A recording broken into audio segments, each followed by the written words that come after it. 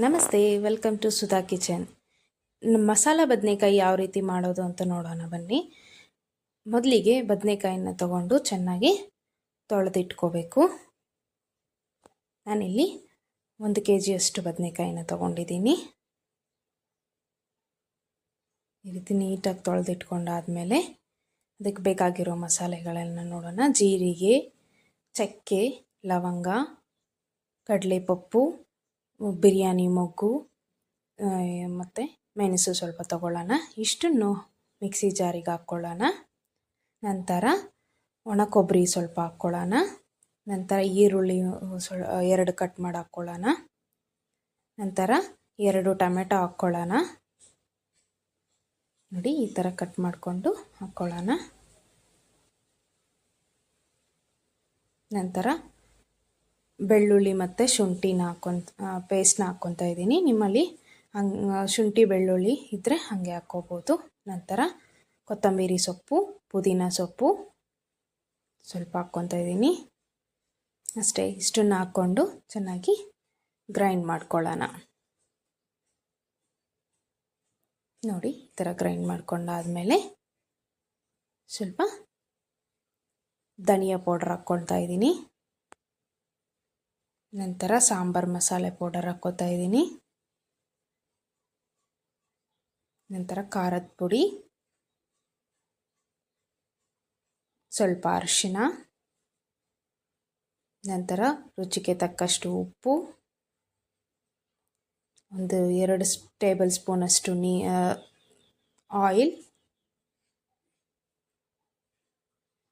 ಇಷ್ಟನ್ನು ಹಾಕ್ಕೊಂಡು ಮತ್ತೊಂದು ಸಾರಿ ಗ್ರೈಂಡ್ ಮಾಡ್ಕೊಳ್ಳೋಣ.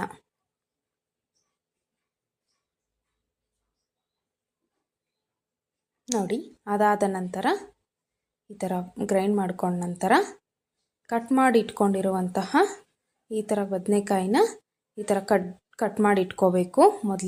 ನಾನು ಮೊದಲೇ ಕಟ್ ಮಾಡ್ಕೊಂಡ್ಬಿಟ್ಟಿದ್ದೆ ಎಲ್ಲನೂ. ನಿಮಗೆ ಈಗ ತೋರಿಸ್ತಾ ಇದ್ದೀನಿ ಯಾವ ಥರ ಕಟ್ ಮಾಡ್ಕೋಬೇಕು ಅಂತ.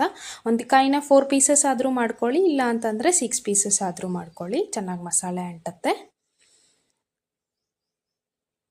ನೋಡಿ, ಇದೇ ಥರ ಕಟ್ ಮಾಡ್ಕೊಳ್ಳಿ, ಆವಾಗ ಚೆನ್ನಾಗಿ ಮಸಾಲೆ ಅಂಟತ್ತೆ. ಅದೇ ರೀತಿ ನಾವು ಆಯಿಲಲ್ಲೆಲ್ಲ ಫ್ರೈ ಮಾಡಬೇಕಾದ್ರೆ ಚೆನ್ನಾಗಿರುತ್ತೆ, ಚೆನ್ನಾಗಿ ಬೆಂದ್ಕೊಳ್ಳುತ್ತೆ.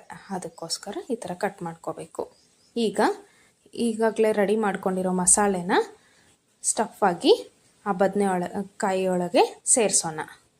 ನೋಡಿ, ಇದೇ ಥರ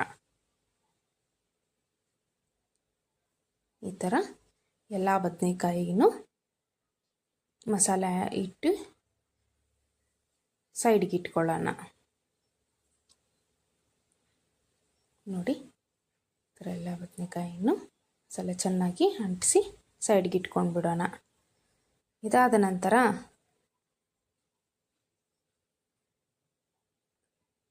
ಸ್ಟವ್ ಆನ್ ಮಾಡಿ ಪ್ಯಾನ್ ಇಟ್ಟು ಒಂದು 5 ಟೇಬಲ್ ಸ್ಪೂನಷ್ಟು ಆಯಿಲ್ ಹಾಕ್ಕೊಳ್ಳೋಣ. ನಂತರ ಸಾಸಿವೆ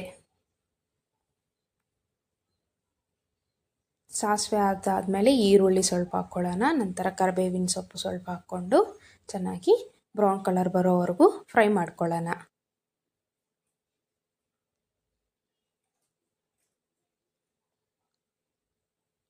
ನೋಡಿ, ಈ ಥರ ಫ್ರೈ ಆಗ್ತಾ ಇದ್ದಂಗೆ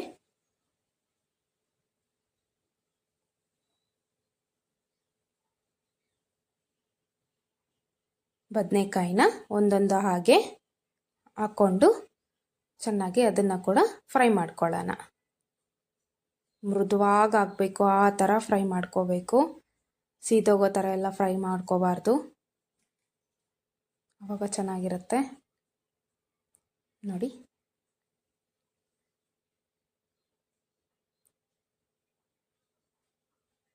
ಎಲ್ಲ ಬದನೆಕಾಯಿನ ಈ ಥರ ಹಾಕ್ಕೋಬೇಕು. ಉಳಿದಿರೋ ಮಸಾಲೆ ಕೂಡ ಇದರೊಳಗಡೆನೆ ಆ್ಯಡ್ ಮಾಡಿಬಿಡೋಣ. ನೋಡಿ, ಎಲ್ಲನೂ ಚೆನ್ನಾಗಿ ಫ್ರೈ ಮಾಡ್ಕೊಳ್ಳೋಣ ಆಯಿಲಲ್ಲಿ.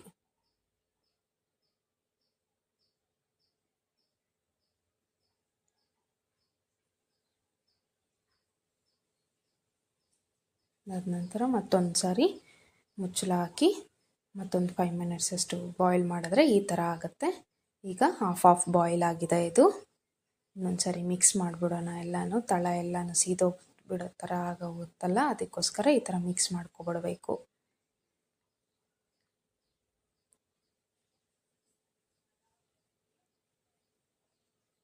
ಎಲ್ಲ ಚೆನ್ನಾಗಿ ಮಿಕ್ಸ್ ಆಗಿದೆ. ಈಗ ಮತ್ತೊಂದೇ ಸಾರಿ ಪ್ಲೇಟ್ನ ಮುಚ್ಚಿ ಬಾಯ್ಲ್ ಮಾಡ್ಕೊಳ್ಳೋಣ. ನೋಡಿ, ಸ್ವಲ್ಪ ನೀರು ಹಾಕ್ಕೋತಾ ಇದ್ದೀನಿ, ತಳ ಅಟ್ಕೋಬಾರ್ದು ಅಂತ ಹೇಳ್ಬಿಟ್ಟು ಒಂದು ಹಾಫ್ ಗ್ಲಾಸಷ್ಟು ನೀರು ಹಾಕ್ಕೋತಾ ಇದ್ದೀನಿ. ಅದೇ ಮಿಕ್ಸಿ ಜಾರ್ನ ಮಸಾಲೆ ಇರುತ್ತಲ್ಲ, ಅಂಟ್ಕೊಬಿಟ್ಟಿರುತ್ತಲ್ಲ, ಆ ಮಸಾಲೆ ಎಲ್ಲ ತೊಳೆದು ಅದರೊಳಗಡೆ ಹಾಕ್ತಾಯಿದ್ದೀನಿ. ಈಗ ಒಂದು 2 ಲೋಟ ಅಷ್ಟು ವಾಟರ್ ಹಾಕ್ಕೊಳ್ಳಿ.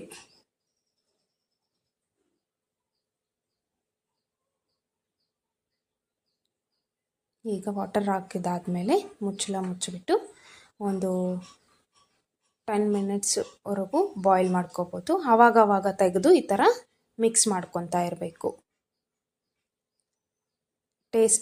ಟೇಸ್ಟಿಗೆ ತಕ್ಕಷ್ಟು ಸಾಲ್ಟ್ ಹಾಕ್ಕೊಳ್ಳೋಣ. ಆಗಲೇ ಹಾಕಿದ್ದಕ್ಕೆ ಸಾಲ್ಟಿಗೆ ಮೆಷರ್ ಮಾಡ್ಕೊಂಡು ಹಾಕ್ಕೋಬೇಕು.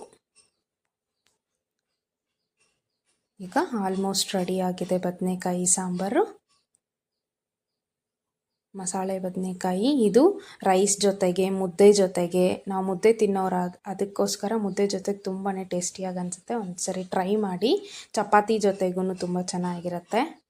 ಟ್ರೈ ಮಾಡ್ಬೋದು. ಗಾರ್ನಿಷಿಗೋಸ್ಕರ ಸ್ವಲ್ಪ ಕೊತ್ತಂಬರಿ ಸೊಪ್ಪು ಹಾಕ್ತಾಯಿದ್ದೀನಿ. ಚೆನ್ನಾಗಿ ಮಿಕ್ಸ್ ಮಾಡ್ಕೊಳ್ಳೋಣ. ಅಷ್ಟೇ, ಸಾಂಬಾರು ರೆಡಿ ಆಗಿದೆ. ಈ ವಿಡಿಯೋ ಇಷ್ಟ ಆದರೆ ಲೈಕ್ ಮಾಡಿ, ಶೇರ್ ಮಾಡಿ, ಸಬ್ಸ್ಕ್ರೈಬ್ ಮಾಡಿ. Thank you.